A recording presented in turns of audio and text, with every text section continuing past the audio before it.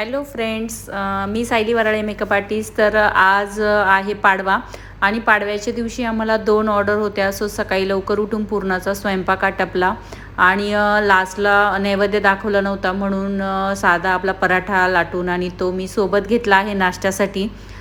त्यानंतर मी आंघोळ वगैरे आटपून सगळं माझं रेडी होऊन मी निघालेली आहे ऑर्डरसाठी. सो सर्वात प्रथम आम्ही स्टुडिओवर गेलो. स्टुडिओवर तुम्ही बघू शकता, हे आपलं स्टुडिओ आहे आणि स्टुडिओवर गेल्यानंतर व्हॅनिटीमध्ये जे जे सामान पाहिजे होतं मेकअपसाठी ते सगळं आम्ही भरलेलं आहे आणि व्यवस्थित व्हॅनिटी पॅक करून आम्ही निघालेलो आहे लोहगावला. आमची जी क्लायंट आहे आजची, तिचं डोहाळे जेवण होतं आणि डोहाळे जेवणाचा मेकअप होता. सो हा मेकअप करण्यासाठी सगळी व्हॅनिटी पॅक केलेली आहे, प्रॉडक्ट्स घेतलेले आहेत आणि एका बॅगमध्ये जे आहे ते मशीन्स वगैरे आपल्याला हेअरस्टाईलसाठी जे सामान लागतं त्यासाठी एक बॅग होती. अशा 2 बॅग आमच्या पॅक झालेल्या आहेत आणि आम्ही रिक्षा बुक करून आम्ही जे आहे ते लोहगावला गेलेलो आहे. आणि लोहगावला पोहोचल्यानंतर आमची जी क्लायंट आहे तिच्या घरी जाऊन आम्ही सेटअप केलेला आहे. तर व्यवस्थित सेटअप केलेला आहे. तुम्ही बघू शकता, ब्रश असेल किंवा आपलं मेकअपचं जे जे सामान आहे आपल्याला लागणारं ते सगळं सामान व्यवस्थित रिअरेंज केलेलं आहे. आणि त्यानंतर जे आहे ती क्लायंट होती, तर क्लायंटला येण्यासाठी वेळ होता. तिच्या माहेरी तिचं फंक्शन होतं आणि तिला येण्यासाठी वेळ होता. सो येता येता तिला 1 तास गेला. आम्ही 1 तास वेट केलं आणि थोडासा तिच्या आईने ब्रेकफास्ट वगैरे दिला, तोही आम्ही केला आणि त्यानंतर आमची क्लायंट आली. सो ही जी आहे ती आमची क्लायंट आहे. तिचा डोहाळे जेवणचा मेकअप होता. पहिले साडी ड्रेपिंग करून घेतलेली आहे आणि नंतर जो आहे तो मेकअप स्टार्ट केलेला आहे.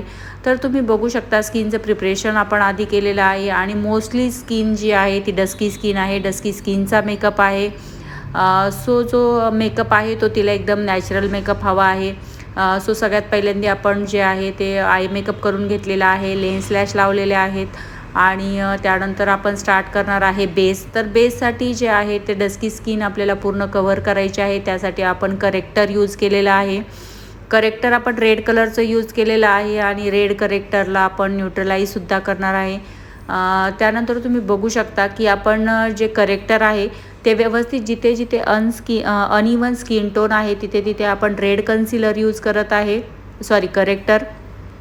तर करेक्टर आणि कन्सिलरमधला फरकही मी तुम्हाला आज सांगते की करेक्टर जे असतात, जर तुमचे स्किनवरचे प्रॉब्लेम जर खूप मेजर असेल तर तुम्हाला करेक्टर यूज करावे लागतात. अदरवाईज तुम्ही कन्सिलर यूज करू शकता. तर इथे आपण करेक्टर यूज केलेलं आहे रेड आणि त्यानंतर आपण इथे न्यूट्रलाइज पण केलं आहे. त्यानंतर आपण फाउंडेशन यूज करणार आहे हुडा ब्युटीचं. सो हुडा ब्युटीचं फाउंडेशन घेऊन आपण व्यवस्थित स्किनला व्यवस्थित वेट ब्लेंडर घेऊन व्यवस्थित ब्लेंड करत आहे. तर तुम्ही बघू शकता, सर्वात प्रथम आपल्याला जर एखाद्या डस्की स्किनवर मेकअप करायचा असेल तर तुम्हाला स्किन जी आहे ती इव्हन टोन हवी आहे. जरी ती डस्की असेल तरी पण तुम्हाला ती इव्हन करून घ्यायची आहे विथ द हेल्प ऑफ तुमचं कन्सिलर किंवा करेक्टर. सो आपण फर्स्ट स्टेप तीच केलेली आहे आणि सेकंड स्टेपला आपण फाउंडेशन घेतलेलं आहे हुडा ब्युटीचं आणि ते व्यवस्थित ब्लेंड करून व्यवस्थित ॲप्लाय केलेलं आहे. तर तुम्ही बघू शकता, आपण कुठलेही तिची जी स्किन टोन आहे त्या सेम स्किन टोनचं फाउंडेशन घेऊन आपण लावलेलं आहे. त्यानंतर एक टोन लायटर करण्यासाठी आपण एक टोन लायटरचंच हुडा ब्युटीचंच फाउंडेशन घेतलेलं आहे आणि ते व्यवस्थित इव्हनली आपण व्यवस्थित वेट ब्लेंडरनी व्यवस्थित ब्लेंड करत आहोत. आणि तुम्हाला माहीतच असेल की जर एखाद्याचं फंक्शन आहे आणि आपल्याला जर स्किन टोन एकदम इव्हन ठेवायचा असेल किंवा आपण टोन ऑन टोन जर मेकअप केला, टोन ऑन टोनचं जर फाउंडेशन वापरलं, सो त्यात इतका काही फरक वाटत नाही. त्यासाठी आपल्याला एखादा टोन तरी आपल्याला लायटर द्यावा लागतो. त्यासाठी आपण जे फाउंडेशन आहे ते थोडंसं एक टोन लायटर केलेलं आहे.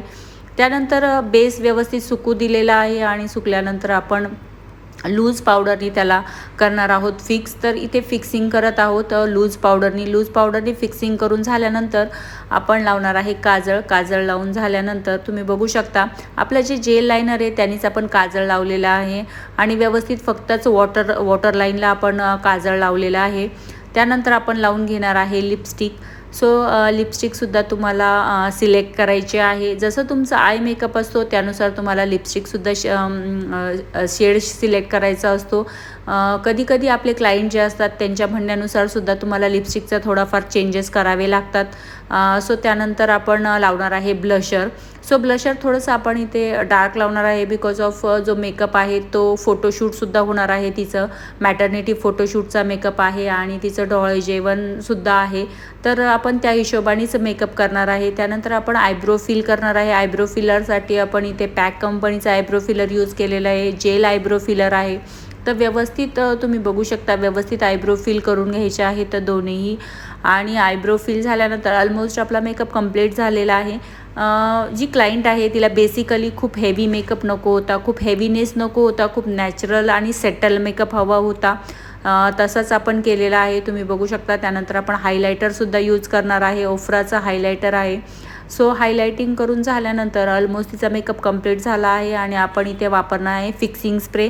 फिक्सिंग स्प्रे झाल्यानंतर आपण तिची हेअरस्टाईलला स्टार्ट केली आहे आणि हेअरस्टाईलसाठी आपण जे आहे ते इथे टॉंग करणार आहे. जी टॉंगची हेअरस्टाईल आहे ती टाकणार आहे. सुरुवातीला छोटा मिनी टॉंग मशीन घेऊन आपण टॉंग करून घेतलेले आहेत आणि त्यानंतर शाईन स्प्रे यूज करून आपण व्यवस्थित ते रिअरेंज केलेले आहेत की आपल्याला जशा पद्धतीने पाहिजे, जसा फेस असेल त्या पद्धतीने तुम्हाला हेअरस्टाईल करून घ्यायची आहे. मागे मी बनच घातलेला आहे आणि त्यानंतर येते तो फ्लॉवर ज्वेलरी. सो ही जी फ्लॉवर ज्वेलरी आहे ही आम्हीच बनवलेली आहे आणि फ्लॉवर ज्वेलरी जी आहे हिच्यात जनरली तगरची फुले यूज होतात आणि जी क्लायंट होती तिला खूप लाईट ज्वेलरी पाहिजे होती, खूप हेवी ज्वेलरी नको होती.